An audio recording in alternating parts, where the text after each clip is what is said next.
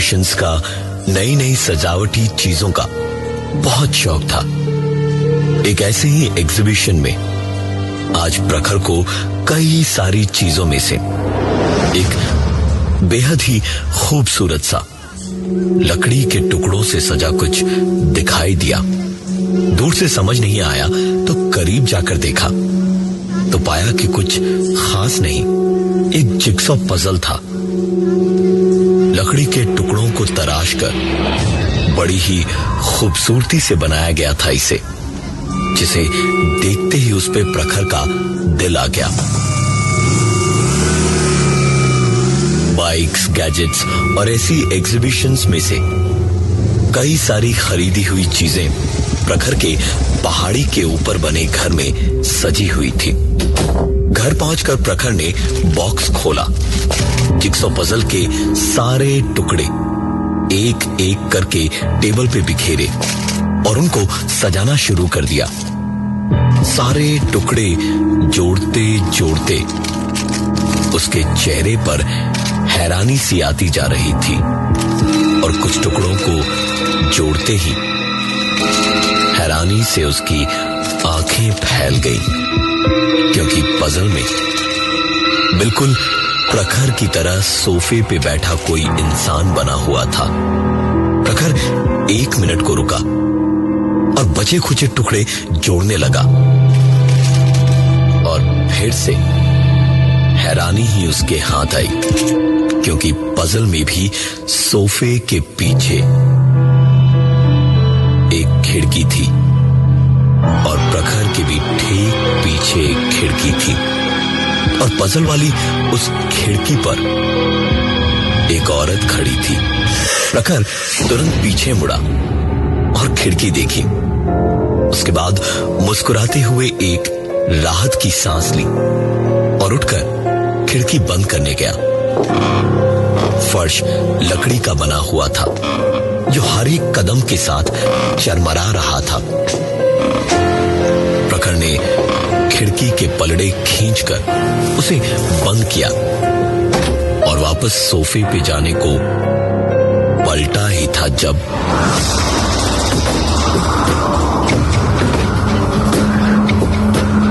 एक पल को प्रखर बुरी तरह से घबरा गया, लेकिन फिर अगले ही पल खुद पे ही हंसता हुआ उसने वापस खिड़की को खींचकर बंद किया।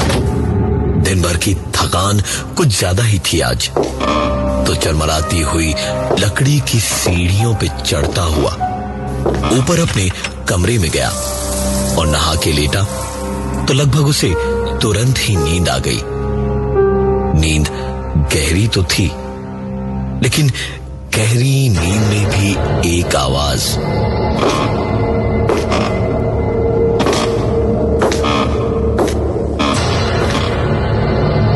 पहाड़ों के सन्नाटे में ऐसी सुनाई दे रही थी कि अपने आप गहरी नींद से आंख खुल गई। जरूर कोई चोर घुस आया है। प्रखर बेहद अमीर था, इसलिए मशहूर भी था उस छोटी सी जगह पर। वो चुपचाप दबे पांव बिना कोई आवाज किए उठा और पलंग से उतरकर अपने कमरे के दरवाजे तक गया। पहले वो जिगसॉ पजल और फिर ये। प्रखर बिना कोई आवाज किए अपने घुटनों पर बैठा और झुक के दरवाजे के नीचे से देखने की कोशिश करने लगा कि बाहर क्या हो रहा था। जो कोई भी था वो बिल्कुल आराम से बेखौफ ऊपर चढ़ रहा था और अब अंदर से बिल्कुल अंधेरे कमरे के ठीक सामने दरवाजे के बाहर प्रखर को परछाई देखकर समझ आ रहा था कि एक जोड़ी पैर आकर रुके और घूमकर दरवाजे की ओर घूम गए। प्रखर हड़बड़ाकर थोड़ा सा पीछे हटा, लेकिन फिर घबराहट में उठा और दरवाजे की खिटखनी लगाई। प्रखर वापस पलटकर हाथ में खुद की हिफाजत के लिए कुछ ढूंढ ही रहा था जब दरवाजे की चिटखनी अपने आप खोली और फिर दरवाजा जोर की आवाज के साथ अपने आप खुल गया।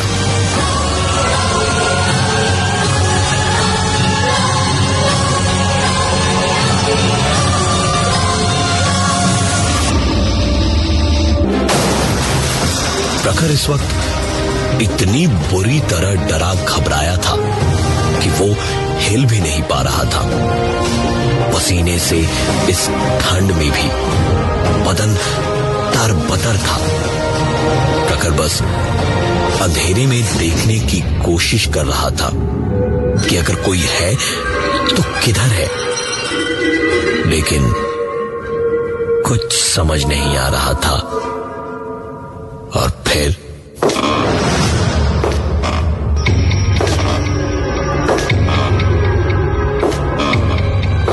एक के बाद एक कदम धीमे धीमे आगे बढ़े।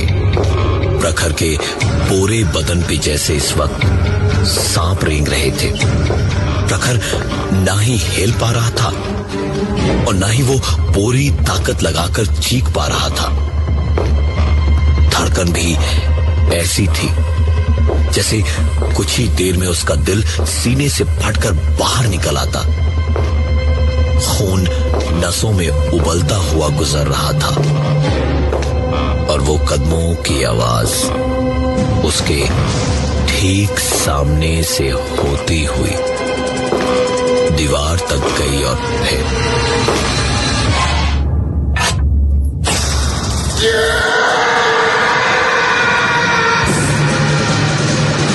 खिड़की खोलकर जैसे कोई बाहर कूद गया।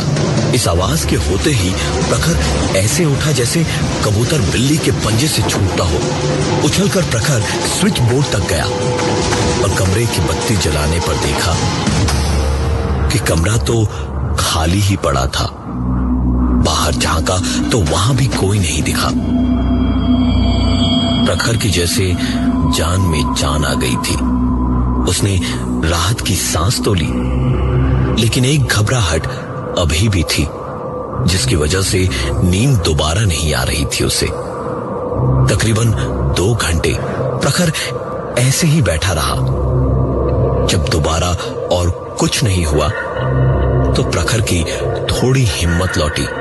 वो वापस नीचे ड्राइंग रूम में गया। पता नहीं क्या सूझा कि उसने जिक्सॉ पजल के टुकड़े उठाए और एक प्लास्टिक बैग में उन्हें भरकर खिड़की के बाहर पूरी ताकत से फेंक दिया। पूरी रात उसकी जागते हुए ही कटी, लेकिन आराम से कटी, क्योंकि उसके बाद उस रात और कुछ भी नहीं हुआ। अगले दिन आराम से प्रखर अपने ऑफिस गया। काम धाम सब कुछ आराम से हुआ। उसे कोई दिक्कत भी नहीं हुई। हालांकि रात को हुए वाकये ने प्रखर को बुरी तरह से झकझोर रखा था। आज इसलिए काम भी जल्दी ही खत्म कर दिया उसने। कल रात की घटना के कारण घर जाने में प्रखर को थोड़ी हिचकिचाहट और घबराहट थी, लेकिन घर तो घर था। जाए तो आदमी जाए कहां। अपनी महंगी क्रूजर बाइक स्टार्ट करके प्रखर घाटी के रास्तों से होता हुआ पहाड़ी पे चढ़ने ही वाला था जब अचानक ही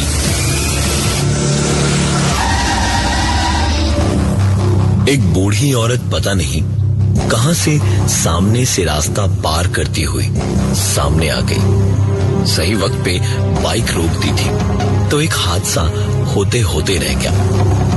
राहत भरी एक सांस लेकर बूढ़ी औरत को जाता हुआ देख प्रखर ने अपनी बाइक स्टार्ट की और पहाड़ी पर चढ़ गया। ठंडी हवाओं से प्रखर पिछली रात हुए वाकये को कुछ वक्त के लिए भूला ही था, जब एक बार फिर से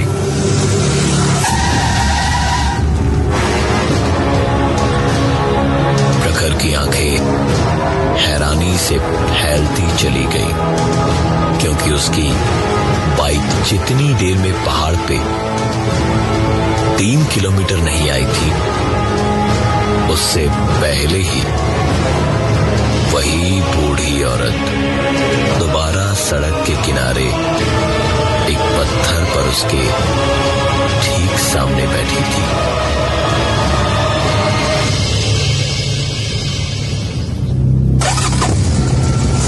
प्रखर ने तुरंत ही गियर लगाया और वहां से तुरंत निकला। तकरीबन 3 किलोमीटर ही और गया था जब वही औरत फिर से उसे सड़क के किनारे दिखी। इस बार प्रखर ने अपनी बाइक नहीं रोकी, वो चलता गया और सीधा अपने घर आकर ही रुका और तुरंत ताला खोलकर अंदर आया। घर में घुसकर उसने सबसे पहले सारी खिड़कियां बंद की और ऊपर के कमरे की खिड़कियां बंद करने को जैसे ही सीढ़ियों के पास गया तो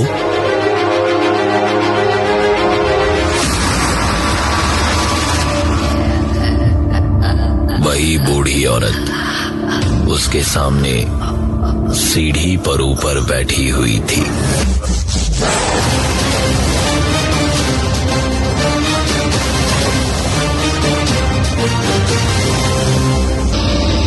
प्रखर तो क्या, कोई भी होता तो घर के अंदर नहीं रुकता। प्रखर वहीं से दौड़ा और कुछ ही कदम फेंककर सीधे खिड़की से घर के बाहर कूद गया।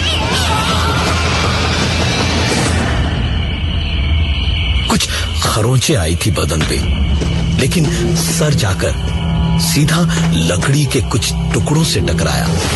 उठकर प्रखर अपना माथा पकड़े हुए था कि उसने देखा उसका सर जिस लकड़ी के छोटे से गट्ठर से टकराया था वो वही जिगसॉ पजल था।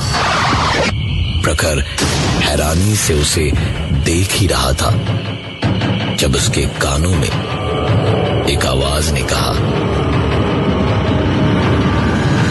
जल्दी बनाओ वरना तुम्हारी उल्टी गिनती शुरू। बाहर लगी स्ट्रीट लैंप की रोशनी में किसी तरह देखते देखते प्रखर ने जल्दी जल्दी वो पूरा पजल एक एक करके टुकड़े जोड़ जोड़ के पूरा किया और पूरा करते ही उसकी आंखें एक बार फिर हैरानी से फैल गईं, क्योंकि इस बार पजल को जोड़ने पर उसे झाड़ के पास बैठा एक आदमी दिखा और पीछे मकान की खिड़की पर एक औरत। प्रखर ने सामने झाड़ देखा और फिर डरते डरते पीछे पलटा तो उसी का मकान था जिसके ऊपर के कमरे की खिड़की पर वही बूढ़ी औरत खड़ी थी।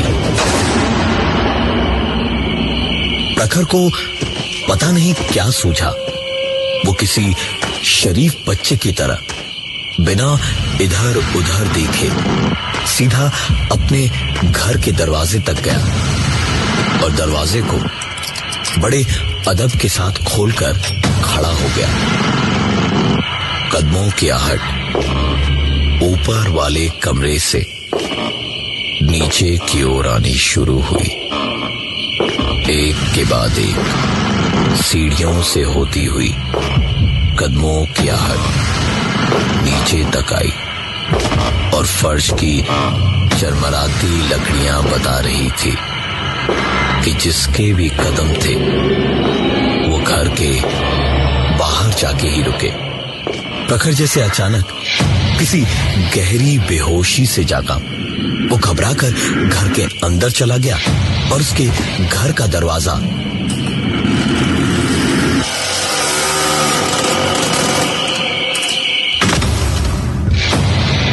अपने आप बंद हो गया। प्रखर काफी देर तक वहीं ड्राइंग रूम में ही बैठा रहा और फिर पता नहीं कब उसकी आंख लग गई। अगले कुछ दिन आराम से तो कटे, लेकिन इतना कुछ अगर किसी के साथ हो जाए तो घबराहट जैसी होनी चाहिए वैसी ही प्रखर के दिल में भी थी। धीरे धीरे सब ठीक हो गया और प्रखर की घबराहट भी निकल गई। एक रात प्रखर रात का खाना बना रहा था और खाना बनाते बनाते कुछ मसाले इधर उधर ढूंढ रहा था जब प्रखर की ठीक हो चुकी जिंदगी में एक बार फिर अचानक वही घबराहट लौट रही थी। एक बार फिर ऐसा लग रहा था जैसे किसी ने पैरों में बेड़ियां बांध दी हैं। हिलना डुलना तो दूर की बात थी, सांस भी बड़ी मुश्किल से ही आ रही थी। प्रखर इससे अब और भागना नहीं चाह रहा था। उसने एक झटके से किचन की ऊपर बनी वो ड्रॉर खोली तो अंदर वही चिप्सों पजल रखी थी। उसे उतारकर सामने रखा तो कान में फिर से वही आवाज बोली, जल्दी बनाओ वरना तुम्हारी उल्टी गिनती शुरू। प्रखर बड़ी अजीब सी डरी हुई निगाहों से कुछ देर तक उसे बस देखता रहा और फिर उसे किनारे रखकर प्रखर वापस खाना बनाने लग गया कि चाहे जो हो जाए वो डरेगा नहीं। नुकसान तो कुछ पहुंचाया नहीं था उसने अभी तक। प्रखर ने वापस कढ़ाई को हाथ लगाया ही था कि पता नहीं कैसे कढ़ाई उछली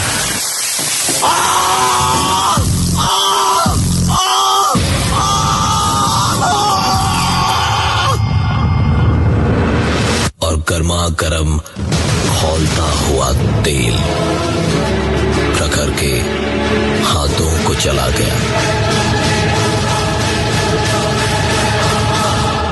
प्रखर ने तुरंत सिंक का नल खोला और हाथ को बहते पानी के नीचे डाल दिया, लेकिन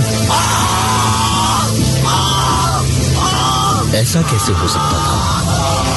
ठंडे पानी से जलन और बुरी तरह से होने लगी।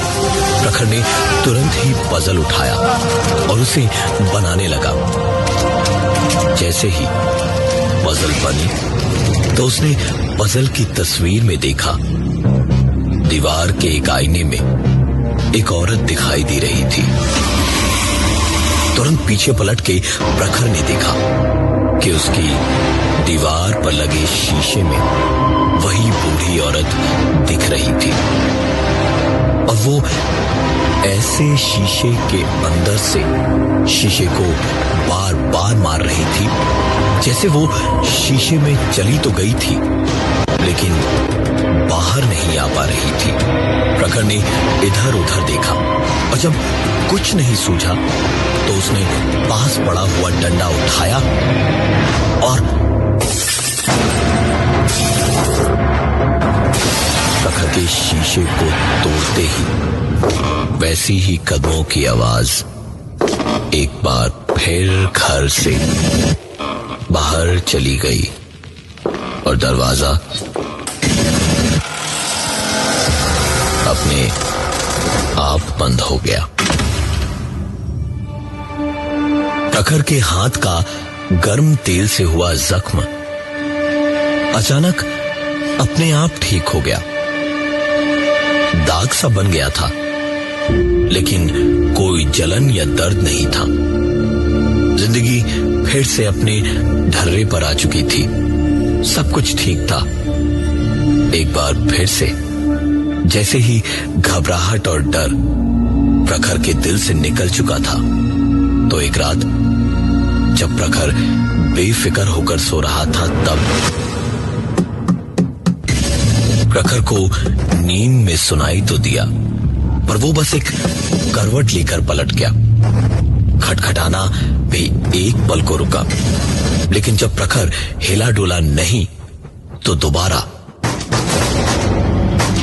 इस बार प्रखर आंखों में खौफ और माथे पर पसीने लिए हुए जागा, उठकर बैठा सुनने के लिए कि उसने सही सुना या उसका पलंग जोर जोर से हिलने लगा। प्रखर एक छलांग मारकर पलंग से नीचे उतरा और अपने बॉक्स पलंग को एक झटके से खोला तो अंदर जो था उसे देखकर फिर से उसके बदन पर सांप रेंगने वाला एहसास उसे सुन कर गया। प्रखर के सामने वही जिक्सॉ पजल बॉक्स बिस्तर के नीचे पड़ा था और आखिरी बार ये जिक्सॉ पजल प्रखर ने ड्राइंग रूम में देखा था। तभी उसके कानों में एक आवाज फिर से आई, जल्दी बनाओ वरना तुम्हारी उल्टी गिनती शुरू। प्रखर ने आंखों में आंसू लिए हुए चिल्लाते हुए कहा, भाड़ में जाओ तुम, नहीं बनाऊंगा मैं। देखता हूं आज क्या कर लोगी तुम। जिंदगी भर तुम्हारा गुलाम बन के रहूंगा क्या? मारना है ना मुझे? आओ आओ मार दो, मुझे खत्म कर दो, खत्म कर दो ये झंझट। आज मैं नहीं बनाऊंगा तुम्हारा पजल और नहीं निकालूंगा तुम्हें, कहीं से भी नहीं निकालूंगा मैं। इतना कहके प्रखर सीधे किसी रूठे हुए बच्चे की तरह घर से निकलने को हुआ तो दरवाजा खोलते ही प्रखर के गुस्से के आंसू, खौफ और जिंदगी की भीख मांगने वाले आंसुओं में बदल गई, क्योंकि वही बूढ़ी औरत अपने घुटनों और कोहनियों के बल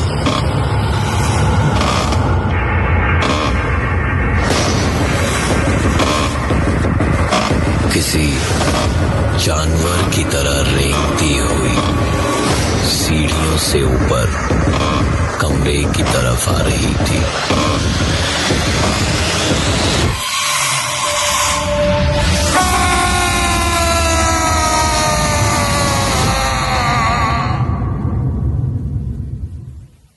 आज भी घाटी के लोग बताते हैं कि उस रात पहाड़ी के ऊपर के मकान से साहिब के चीखने की इतनी तेज आवाज इतनी तेजी से आई थी कि पहाड़ी इलाका भी थर्रा गया था।